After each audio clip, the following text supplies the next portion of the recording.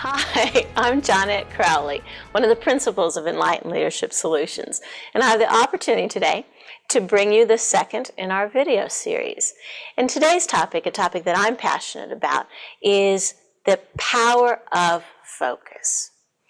So to refresh you on the power of focus and how focus is power, and in this day and age we cannot afford the luxury of the wrong focus. We just don't have time to go down the wrong place. So what I would like to share in the few minutes we have together is 3 focus factors and then 3 practical applications for how you can use these focus factors as a refresher in your life and in your work life.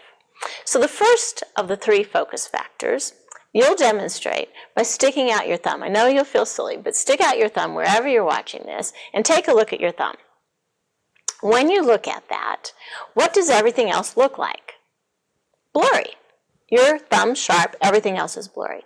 So now, take a look at everything else leaving your thumb up there. What does your thumb look like? Blurry. So the point is, you can either see your thumb in focus or everything else in focus. And the point is, as we demonstrate as a focus factor, is you can only focus on one thing at a time.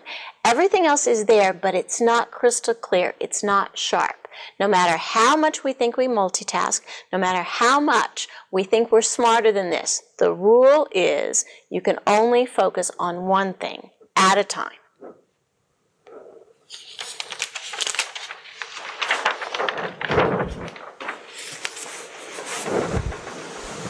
The second focus factor we'll demonstrate by having you look at my sign. Don't look at the books behind me. Now, as soon as I put up this sign, your eye wants to wander over and see our Enlightened Leadership book, our Leadership Made Simple book, but I told you not to look at the books. This is demonstrating one of the factors of the human mind. We, through curiosity or for whatever reason, want to do what we're told not to do.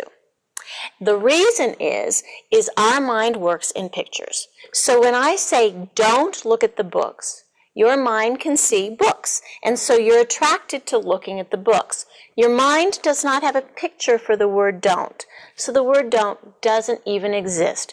You see, don't look at the books, and you're drawn to that. Now think of the implications of this if you have a child. You say, don't spill the juice. The kid, in order to understand what you're asking, has to see the juice spilling, and it's all over. And then you yell at the kid saying, I told you not to spill the juice. It's your fault. You put the idea in their head because you suggested don't spill the juice. Wouldn't it have been better to say, hey, carefully put the juice in the middle of the table? Or when you hold the glass, hold it with 2 hands. So this focus factor, the second focus factor, demonstrated by this, is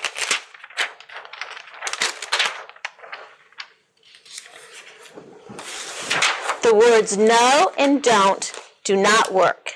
Avoiding isn't effective to get the results you want.